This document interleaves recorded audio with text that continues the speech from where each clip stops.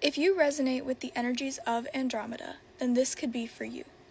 The Andromedans are a very respected star race. There's a lot of honor and a lot of reverence given to them in our galactic community, and there are many reasons for this. But first, it's important to distinguish between the two Andromedas. There is the constellation and there is the galaxy. The majority of Andromedan starseeds come from the constellation, as it is more humanoid and more Earth-based, whereas the galaxy is more celestial and more vast. And also, to preface, everything that I'm saying in here is just to try and help your human mind wrap it around these concepts, but it is so much more complex and vast and expansive than what words can label, because words are inherently limiting and they just don't. But this is just to give you some sort of context and some sort of something about our star family. The Andromedans are extremely old compared to other star races. The Pleiadians are younger, whereas the Andromedans are older. There's more experience, more evolution, more advancement in Andromedan energy. Another thing is that they are more logical, more scientific, you could say, whereas Pleiadians are more emotional. It's just different, and there's nothing bad about things being different. Just like humans have different opinions and preferences and ideas, so do our star family. And that's just experiencing authenticity and individuality as consciousness. If there were one word to describe Andromedan energy, it would be freedom. The Andromedans are huge supporters and believers in free will and personal sovereignty. And this is why they have taken a much more hands-off approach in humanity's evolution and Gaia's ascension. Whereas Pleiadians and Sirians and Lyrans might be more interactive in giving us technology and communicating messages and all of these interference, the Andromedans take a hands-off approach. They're just like, it's your journey, it's your path. Because they honor sovereignty so deeply and so strictly, they just don't want to interfere with any of humanity's things. Another reason for this is they don't want to karmically entangle themselves in humanity's affairs. They are big believers in karma, but because they are so evolved and advanced, and this is not for all of them, but for the majority of them, they just don't have karmic debt to pay off. They just don't have that energy because they are so advanced and evolved, and they don't have that karma to express. And so when they incarnate, it is much more by choice than by need. They're not stuck in the wheel of reincarnation in the same way that other beings might be. The Andromedans are very advanced and evolved souls, both spiritually and technologically. They have a lot of wisdom and teaching to give to humanity and to other star races. They are known as teachers and guides because they share this wisdom with other star races and other star beings. What makes Andromedans so different from the central systems, and when I say central systems, I mean Lyra, Sirius, Orion, Pleiades, those main stars. And this is not for every being, because we can't just classify all as one, going back to words. But Andromedans did not evolve in the same way as the central systems.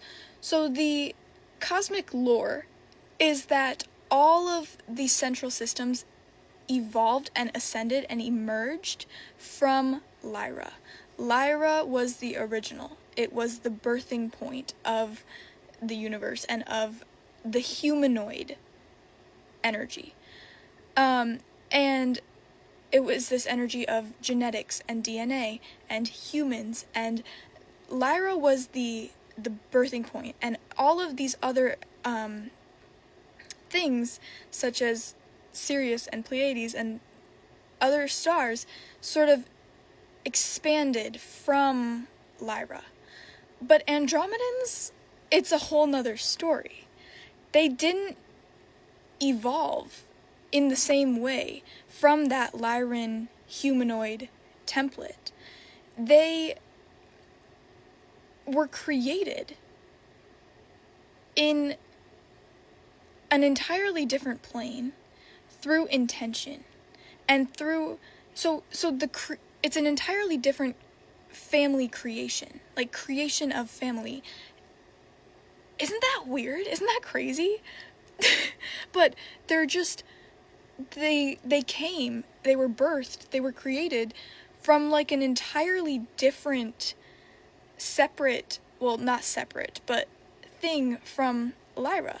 And that's one of the reasons why they are so respected and why there is this advancement within them, because majority of them just live in such a high density that they don't even have like a form. They don't even have a body.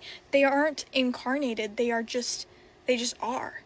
And another thing that is important to mention is Andromedans are the rarest starseeds. They don't incarnate often because their personal energy, their advanced home frequency just doesn't mesh well with a body, with a form, with being incarnate. And so a lot of Andromedan starseeds will have this baggage almost of the physical and find it hard to be grounded and not like being in their bodies. But Andromedan starseeds are the rarest kind of starseeds because of that fact.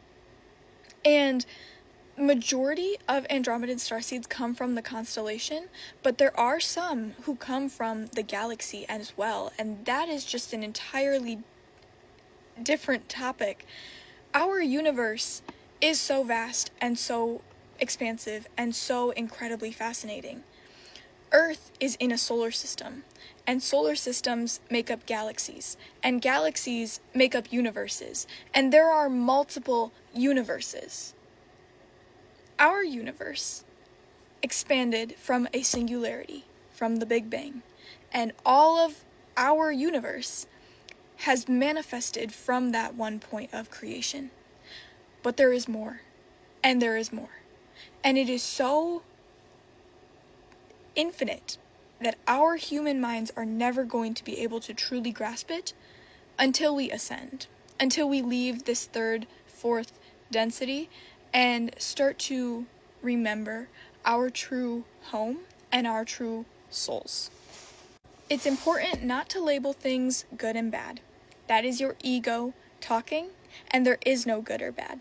There is just different. There is just variety and experiences, and one opinion or choice or belief is not better than another.